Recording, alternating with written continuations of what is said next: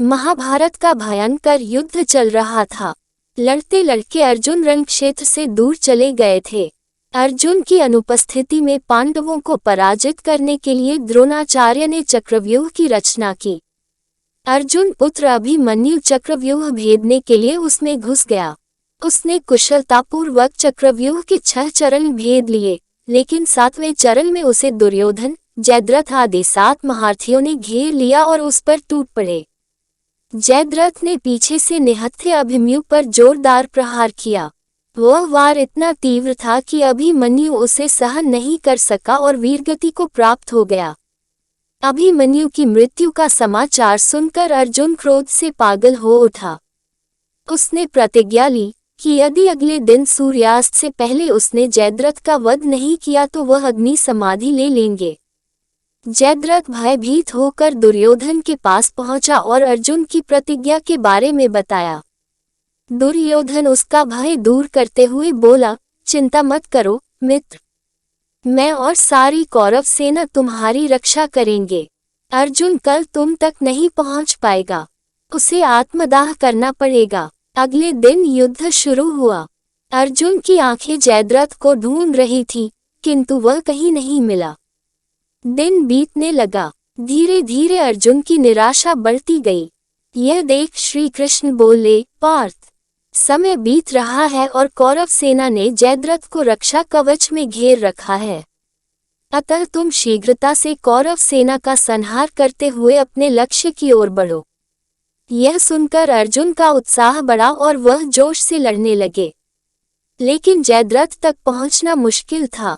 संध्या होने वाली थी। तब श्री कृष्ण ने अपनी माया फैला दी। इसके फलस्वरूप सूर्य बादलों में छिप गया और संध्या का भ्रम उत्पन्न हो गया। संध्या हो गई है और अब अर्जुन को प्रतिज्ञावश आत्मदाह करना होगा, यह सोचकर जयद्रथ और दुर्योधन खुशी से उछल पड़े। अर्जुन को अग्नि समाधि लेते देखने के लिए जयद्रथ कौरव सेना के आगे आकर अट्टहास करने लगा। जयद्रथ को देखकर श्री कृष्ण बोले, पार्थ, तुम्हारा शत्रु तुम्हारे सामने खड़ा है। उठाओ अपना गांडीव और वध कर दो इसका। वह देखो अभी सूर्यास्त नहीं हुआ है। यह कहकर उन्होंने अपनी माया समेट ली। देखते ही देखते सूर्य बादलों से निकल आया।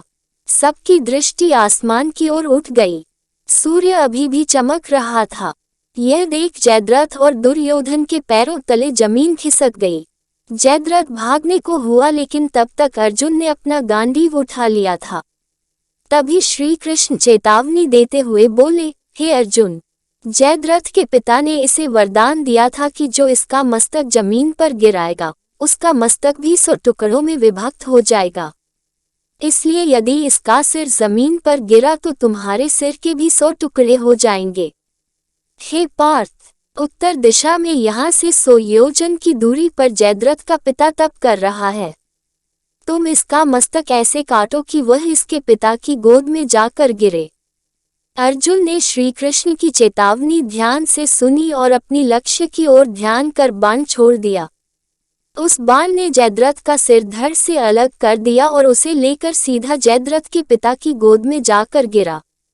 जयद्रथ का पिता चौंक कर उठा तो उसकी गोद में से सिर जमीन पर गिर गया। सिर के जमीन पर गिरते ही उनके सिर के भी 100 टुकड़े हो गए। इस प्रकार अर्जुन की प्रतिज्ञा पूरी हुई।